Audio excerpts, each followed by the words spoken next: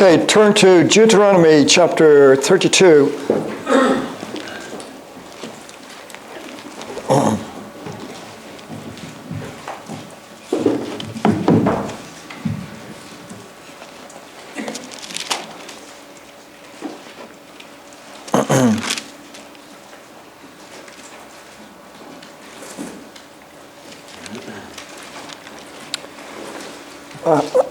In this chapter, there's warnings being sent out by God to the children of Israel about their idolatry and their propensity to be idolatrous. We know they came from Egypt, and in Egypt there were many gods. Animals were worshipped as gods. Crocodiles and cats and various things were given the position of deity, and people would bow down and worship them. This was the greatest nation of the world back then, and yet they were foolish in that they served animals and the images of animals rather than the living God. Israel was influenced by that. They lived among the Egyptians for nearly 400 years. They couldn't help but be influenced by that. When they came out of Egypt, we know at Mount Sinai they slipped back into the idolatry. They ate and drank, set up the golden calf, ate and drank and rose up to play, much to the disgust of Moses and of Joshua. The Ten Commandment tablets were broken at the end of the mountain, and Moses was furious with them. They overcame that, but they were sucked into idolatry again at Peor, when Balaam got the people of Peor to set up an idolatrous feast and to invite the people along to idolatry and immorality, which they fell for big time. So they were moving into the land of Canaan. This was now, Deuteronomy is near the end of Moses' life and is also near the end of the wilderness wanderings, and it's a new generation. And they're being warned about idolatry. Now, what we know from the New Testament is it's not just the images. It's what the images represent. It actually, when it describes greed as idolatry, it shows us that it's the selfishness of man that is the real idol. That we don't want to worship a god. We want to worship ourselves under different forms. We want the gods that we worship to be under our control, to be manipulated by us, to be appeased by us. And it really boils down to worship of self. Now, God, under these circumstances, makes this declaration about himself in Deuteronomy 32:39. Let's look at it together. He says, "See now that I am he, and there is no God besides me. It is I who put to death and give life. I have wounded, and it is I who heal. And there is no one who can deliver from my hand." God is the living God. He is the only God. He is the everlasting God. He is the King of the universe. He's the sovereign ruler of all lives and of everything in the universe. He's the only one who can really do anything for you. To turn to idolatry, we know now, I mean, we're looking back on it, hindsight is great, is so futile, so empty of any real power. To look to God is the only answer, because he's the life giver, he's the one who puts to death, he's the one who makes alive. He's the only one. And the sooner we grasp that idea, the better. Now, I know it's railed against in our generation. And people, this God thing, it's like we're talking about some sort of myth. We're talking about fairies or something. We're talking about the living God. We need to brace ourselves there's a huge conflict now between the people who have a faith in God Almighty and the people who do not believe there is anything but themselves. There's a huge conflict, and it's going to get fierce. They're going to pressure to the point of trying to extinguish us. Make no mistake, this is coming. It's on its way. If we don't brace ourselves now and build up our faith now, those who are weak will crumble under the pressure. Those who are half-hearted will join them because they won't be able to resist it.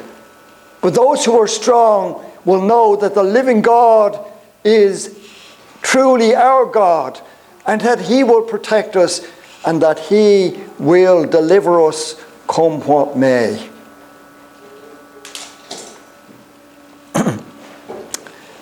I want to talk about God the deliverer this morning. And God really is the great deliverer. There are a few instances in the Old Testament and in the New which bring out this great aspect of God, our Saviour and our Redeemer. He delivers us. And we're talking about mainly about the difficulties of everyday life here. The problems that arise just because we're here in this world, and because there are other people in this world, and because of our own selfishness and stupidity in sinning against God Almighty. Let's look now at the book of Genesis. We're going to be in Genesis chapter 23, I think it is.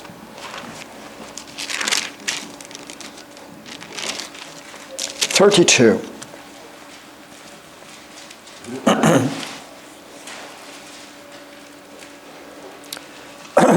We've been studying a little bit on Wednesday night about Jacob and reading some of his adventures.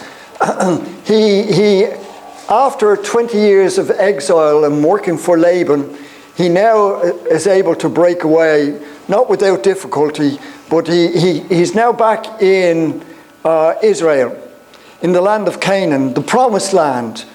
And the Lord had assured him on the way that He would give him this land, and that he would be heir to this land, as He promised Abraham. So Jacob comes back in confident that the Lord is with him. But there's a difficulty now, because he knows by coming back into Israel, he has to meet his brother, Esau. And the problem with that was, when he left his brother 20 years earlier, it wasn't on good terms at all. As a matter of fact, Esau, we're told in Genesis 27 verse 41, Esau bore a grudge against Jacob because of the blessing with which his father had blessed him. And Esau said to himself, "The days of mourning for my father are near, then I will kill my brother Jacob." And when the words of her elder son Esau were reported to Rebekah, she sent and called her younger son Jacob and said to him, "Behold, your brother Esau is consoling himself concerning you by planning to kill you. Now therefore, my son, obey my voice and arise, flee to Haran to my brother Laban. Stay with him a few days until your brother's fury subsides." A few days turned into 20 years. I don't think Rebekah ever saw her son return. But that's another story, and that's another time. I have to keep on the subject here. Here, now he's back in Israel, and now he has to meet Esau, his brother, who the last time he saw him was planning to kill him. So, we're told in verse 3 of Genesis 32, Jacob sent messengers before him to his brother Esau in the land of Seir, the country of Edom. He also commanded them, saying, "Thus you shall say to my lord Esau, thus says your servant Jacob, I've sojourned with Laban and stayed until now. I've oxen and donkeys and flocks and male and female servants. I've sent to tell you, my lord, that I may find favor in your sight." The messenger returned to Jacob, saying, "We came to your brother Esau, and furthermore he is coming to meet you. and 400 men with him. This wasn't a funny situation. This was very scary. We know now, we're hearing on the news of the break-ins down the country and the people elderly people living there on their own, and these groups terrorizing them and torturing them and taking anything that they can get their hands on and leaving them absolutely shaken and their lives shattered. It's a terrible thing when people have a vendetta and when they're prepared to use violence to get what they want, which doesn't belong to them, from you. And the people in the country are rightly shaken by this situation. I'm worried by this situation. And I'm only saying that just to sort of draw you in, to get you to see that when the messengers came back and said Esau is coming and he's got 400 men with him, that was not a funny situation. 400 men could do terrible damage and could have destroyed Jacob, his wives, his children, his servants, his livestock. You could have taken it all, and that would have been the end of it. So, what do you do in circumstances like this? Because Christians might have to face circumstances like this. What do you do? Well, let's see what Jacob did. It says in verse 7, Jacob was greatly afraid and distressed, and he divided the people who were with him and the flocks and the herds and the camels into two companies.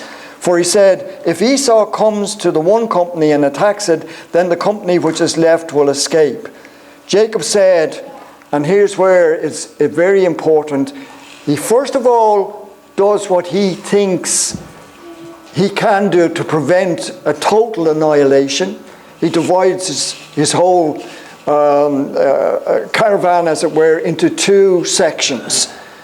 If the first section is attacked, then those who are behind might have a chance to flee and save their lives. That was his thinking anyway. The way he did it and who he put out in front brings a few question marks up in my mind, but that's another story and another time to talk about that. For the moment, he was trying to do the best he could with a very difficult situation, and that was his plan. But he didn't stop just there. It says Jacob prayed to God. And this is vitally important for us to see. This is an ordinary life situation. And you say, right, you make your preparations and that's all that needs to be done. No, that's not all that needs to be done. You need to bring God in on your situation.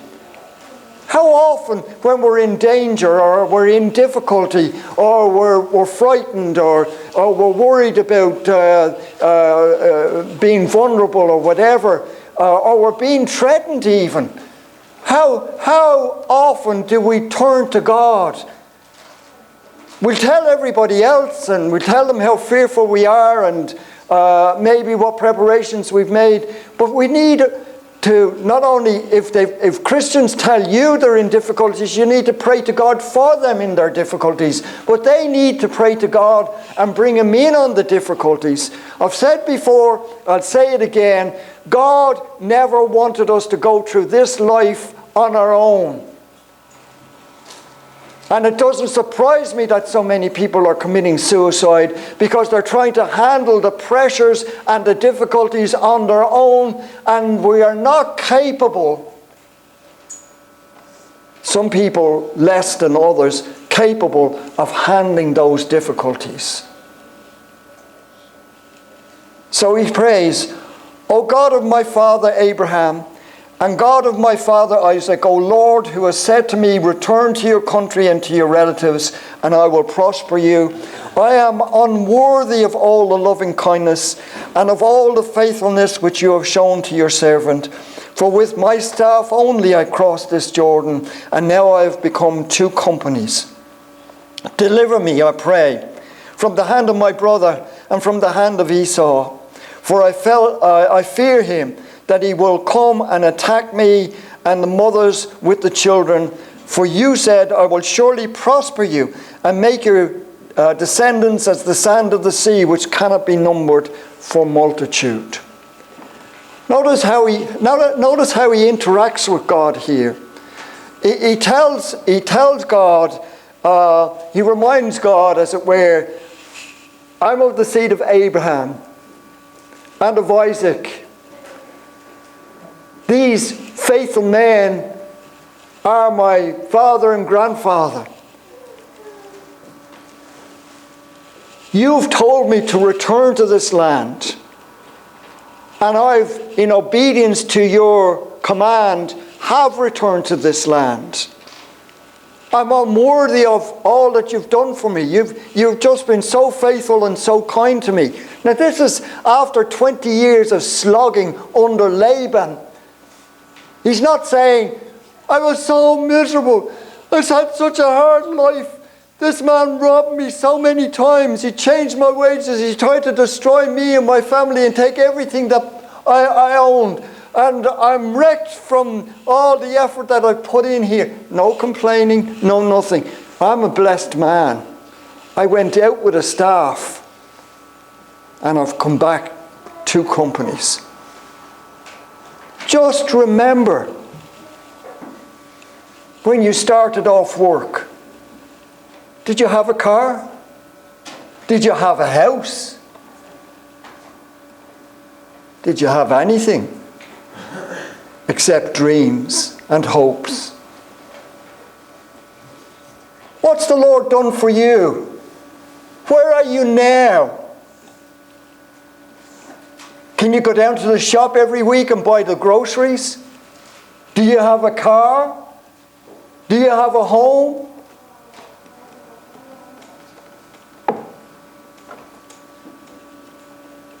See? The Lord has done a lot. Count your blessings. Name them one by one. Count them and see what God has done. For truly He's blessed you. But we just care not to understand how well He's blessed us, and not to see how far we've come in those blessings, from what we were to what we are now, or to what even we might be in the future. He tells him, I'm afraid of Esau. I'm afraid of what he can do, the damage he can cause me. No harm telling the Lord you're afraid. It's the reason you're talking to Him. I'm afraid. And then he reminds God, you said that you will multiply my seed as the sand on the seashore. If this man destroys us, that promise will fail. So he draws God in on God's own word. He says, look after me, protect me. For your own word's sake, protect me. Receive the thanks that I am giving you for all you've done for me. Continue to do the good for me in my life.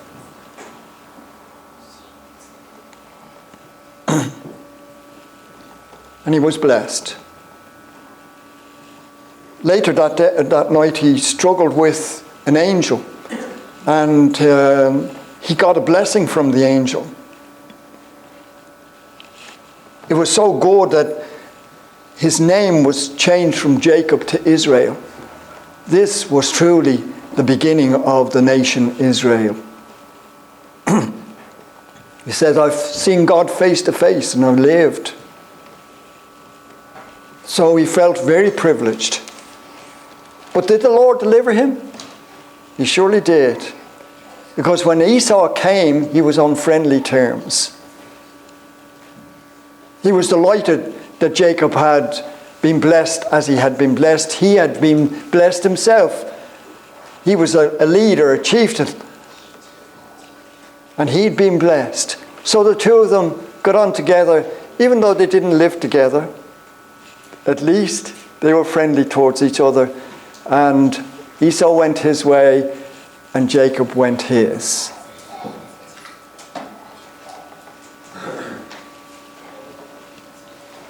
There's a statement in Psalm 22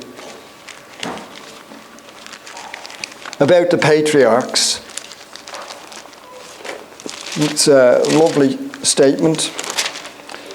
This is, as we know, Psalm 22 applies, so much of it applies to Jesus' crucifixion.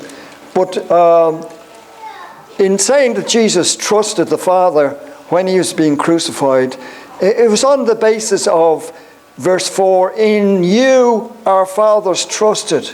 They trusted and you delivered them. To you they cried out and were delivered. In you they trusted and were not disappointed. We can also now say, Jacob is our father. He trusted in you, Lord. In a situation similar maybe to what I'm facing right now, let me trust in you, Lord. Let me follow his example, which was a great example. Let me understand that as you deliver the fathers when they cry to you, so you will deliver me. You're as important as they are to God, or as they were and still are, I suppose, to God. So just remember that. The things that were written aforetime, according to Romans chapter 15 and verse 4, were written for a purpose. And the purpose was for us. In verse 4 of Romans chapter 15, it says, for whatever was written in earlier times was written for our instruction, so that through perseverance and encouragement of the Scriptures we might have hope. Does it give you hope? It certainly should.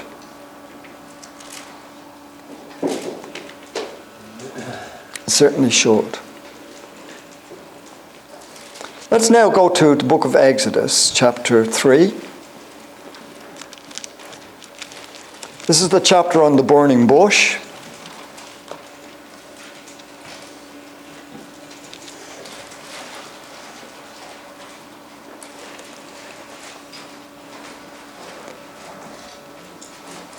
He was told by the voice coming from the midst of the fire, in verse 5, do not come near here, remove your sandals from your feet, for the place on which you are standing is holy ground. And he said also, I am the God of your father, the God of Abraham, the God of Isaac, and the God of Jacob. Then Moses hid his face, for he was afraid to look at God. And the Lord said, I have surely seen the affliction of my people who are in Egypt, and have given heed to their cry because of their taskmasters, for I am aware of their suffering. So I've come down to deliver them from the power of the Egyptians, and to bring them up from that land to a good and spacious land, to a land flowing with milk and honey, to the place of the Canaanite and the Hittite, the Amorite and the Perizzite and the Hivite and the Jebusite. Now, behold, the cry of the sons of Israel had come to me. Furthermore, I have seen the oppression with which the Egyptians are oppressing them. Therefore, come now, and I will send you to Pharaoh, so that you may bring my people, the sons of Israel, out of Egypt.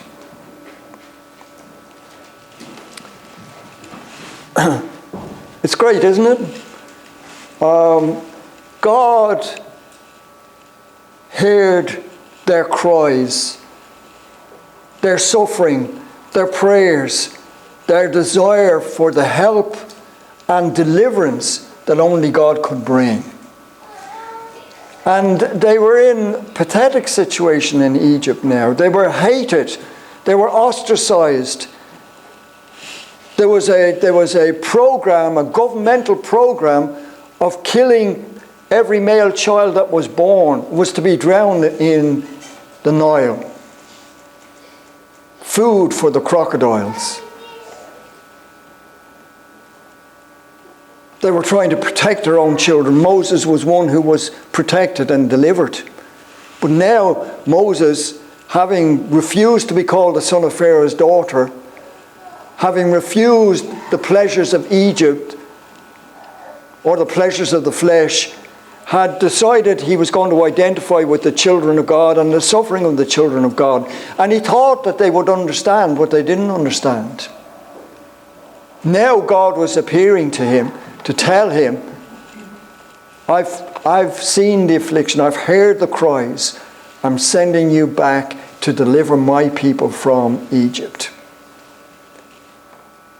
You know, when you're going through the difficulties it might seem like a long time that the Lord delays. And it was quite a long time as far as Israel in Egypt was concerned. There was, in those earlier days, maybe half of that time, they were doing well because of Joseph and the remembrance of Joseph. But then when one of the pharaohs arose and knew nothing about Joseph and cared less about him, it was then that the tide turned and things became very difficult for them. So life can be very difficult for us too. Very difficult. Tremendous pressures and difficulties. Not getting the appreciation you feel you deserve. Not getting the reward for your labours. Not being recognised as being anybody, being dismissed as less than a servant. All of these things bring anguish into our lives and make us feel like we're worthless, we're useless, we're no good. And these people are making floor cloths out of us and using us to clean up their mess.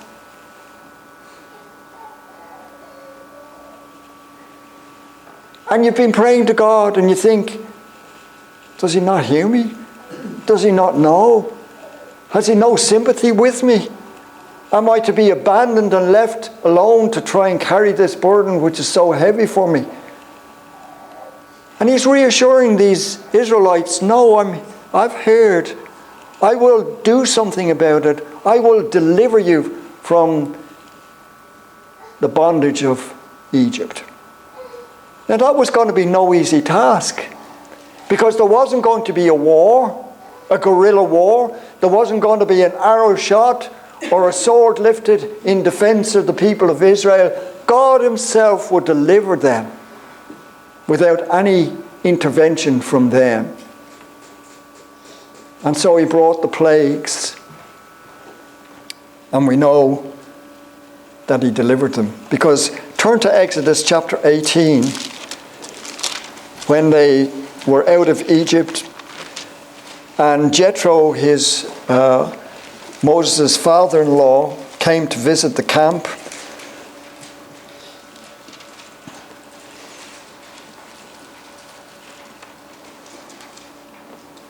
And it says in verse 2, Jethro, Moses' father-in-law, took Moses' wife Zipporah after he had sent her away, and her two sons, of whom one was named Gershom, for Moses said, I have been a sojourner in a foreign land, and the other was named Eliezer, for he said, the God of my father was my help and delivered me from the sword of Pharaoh.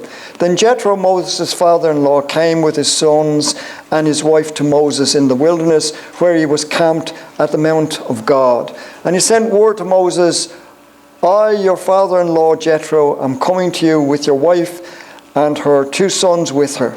Then Moses went out to meet his father-in-law, and he bowed down and kissed him, and they asked each other their welfare and went into the tent.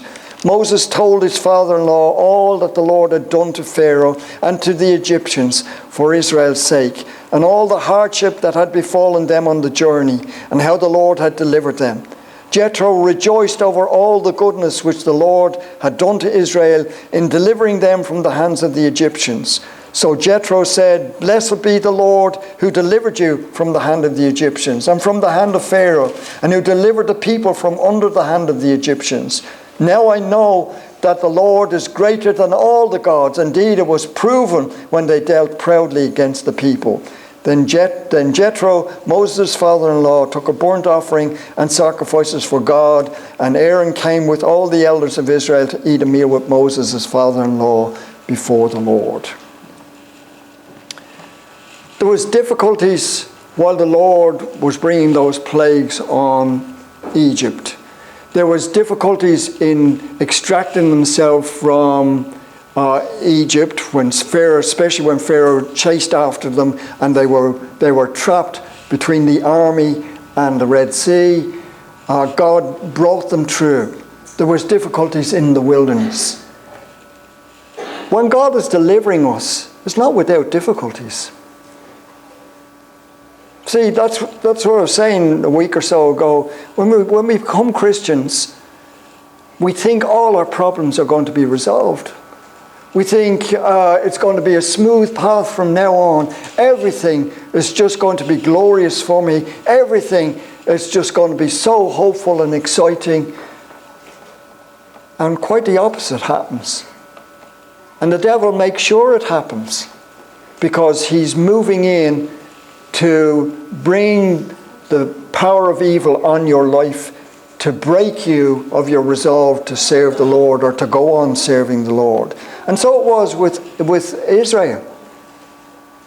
So it was with Israel. There were difficulties even while the Lord was delivering them, but the Lord delivered them. And of course the great message for us is, who is our deliverer? Jesus Christ our Lord.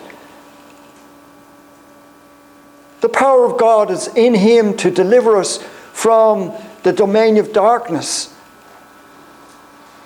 to break the power of sin over us, to promise us a victory in this life and over death itself, so that we will be raised on the last day to live with the Lord for all eternity. As God delivered Israel from Egypt, so we will be delivered from this world.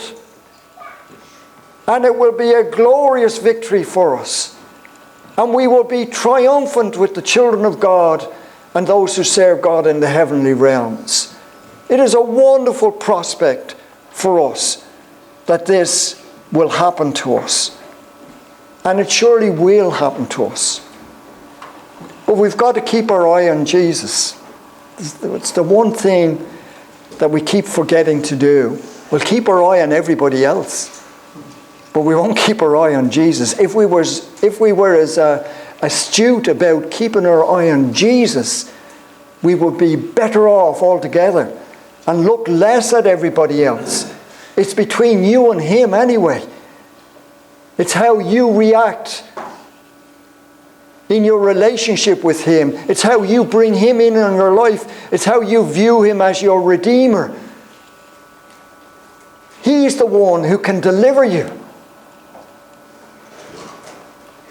That story in Matthew chapter 14.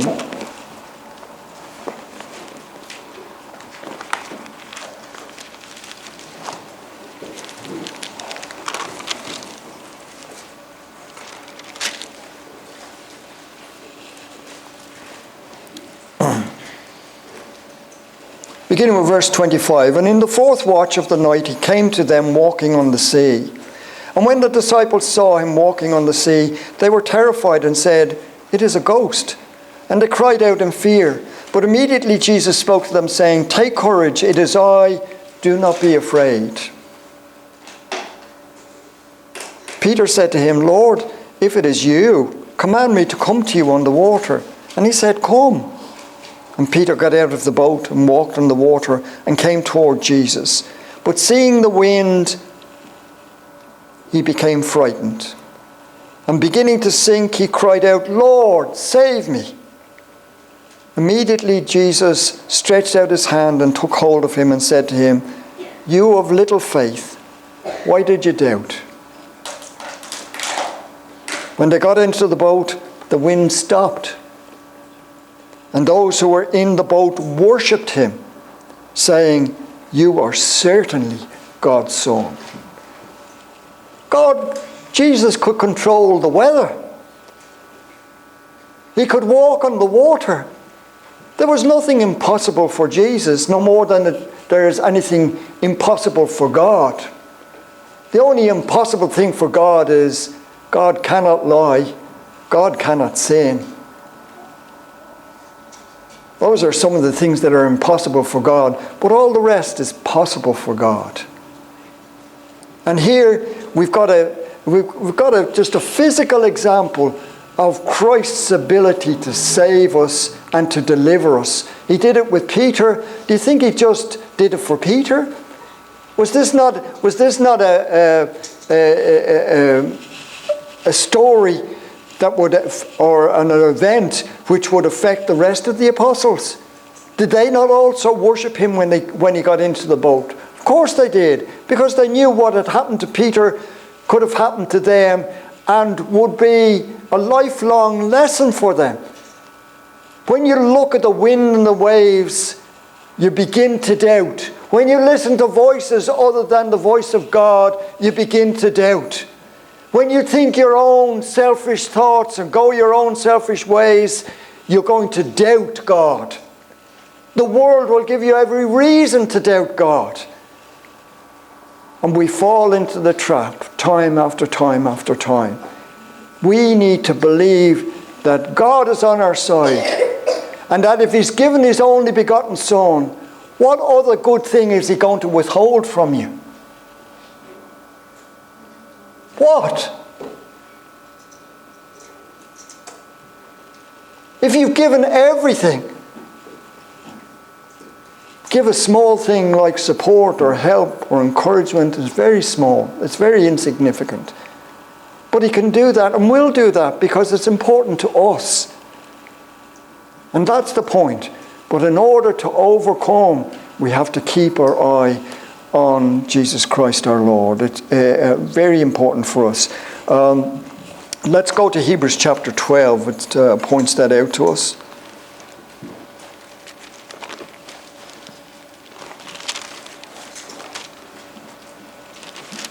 He says, fixing our eyes on Jesus, the author and perfecter of faith, who for the joy set before Him endured the cross, despising the shame, and has sat down at the right hand of the throne of God. For consider Him who has endured such hostility by sinners against Himself, so that you will not grow weary and lose heart. Even the cross becomes an event of encouragement for us, because in the darkest hours, death itself, in suffering, intense pain, which we're all afraid of, it's the one worrying thing. You say, yeah, I don't want dying, which that's not true, but we say it all the time, but I don't want to suffer. But suffering may be part of dying, and it may have to be a big part in your death. I don't know. But we need somehow to get ourselves prepared and say, if Jesus could endure, so can I. If Jesus could trust in the darkest hour, the hour of darkness was upon Him. I mean, the full force and weight of evil and sin and the devil and the wrongdoing, all of it was heaped on Him at this moment in time. And as a human, He still trusted God and was delivered. And so we need to consider we haven't endured this sort of hostility even from the sinners, have we? So what are we? We're just talking about minor stuff. Of course, in our minds, it's blown out of all proportion, but nevertheless, God considers it as important as you consider it to be, and will answer you accordingly, and will deliver you out of all of your difficulties. There's nothing impossible with God. We've got to believe that. Mary believed it when she was told that you have a child, and she said, well, I haven't had a relationship with a man. It'll be of God. She believed it. And so it was. Nothing is impossible with God. Let's go to 2 Corinthians chapter 1. This is the last point I want to make. In 2 Corinthians chapter 1, the Apostle Paul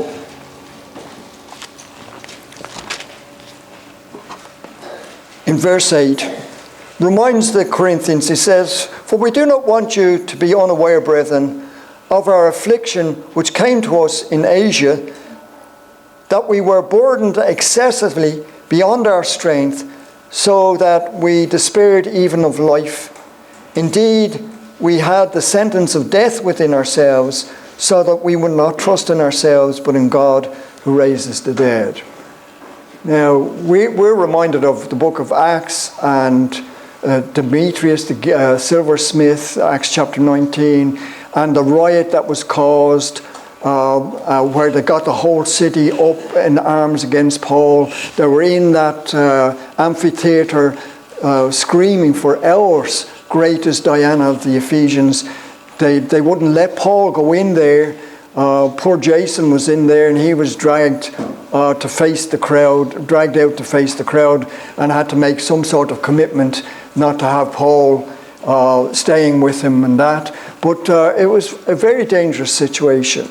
Now, he also says in 1 Corinthians 15 that he says, in verse 32, "If from human motives I fought with wild beasts at Ephesus, what does it profit me? If the dead are not raised, let us eat and drink, for tomorrow we die. Do not be deceived. Bad company corrupts good morals." There are some commentators who believe that he actually physically was thrown into the lion's den in Ephesus and felt he was going to die. I don't know how he escaped, if he did, but he did. And we know if he was delivered, he was delivered by God. Now, I've always taken that verse to mean to represent the fierce opposition of the Jewish people in that area in Asia. And of course there was that.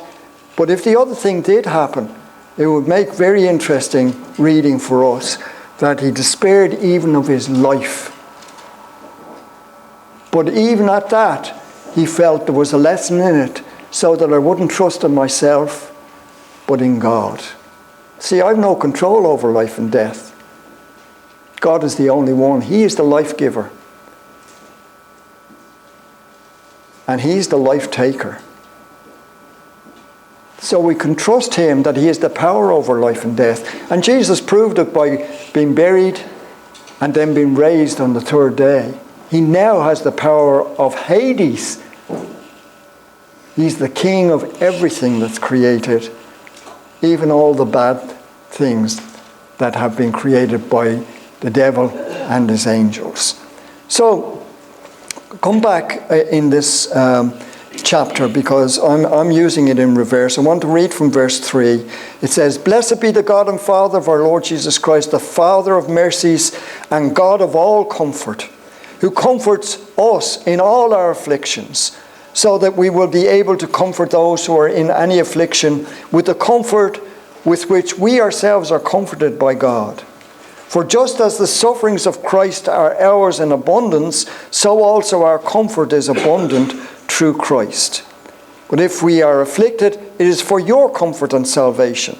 Or if we are comforted, it is for your comfort, which is effective in the patient enduring of the same sufferings which we also suffered. And our hope for you is firmly grounded, knowing that as you are sharers of our sufferings, so also you are sharers of our comforts, which we've received from God, and by receiving have learned to endure ourselves the sufferings that we're facing."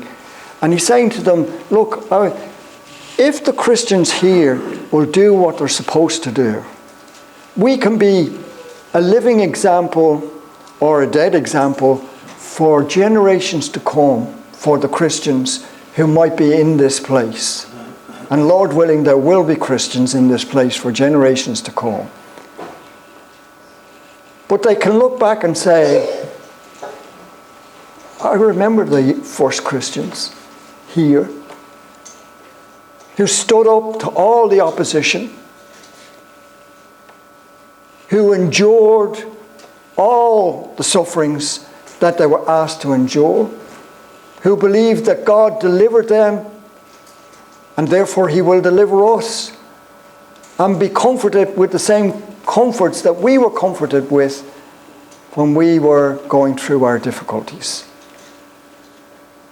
So there's a lot to live for, and there's a lot to die for as Christians. But the one thing that remains true in all of the circumstances, he's able to deliver you.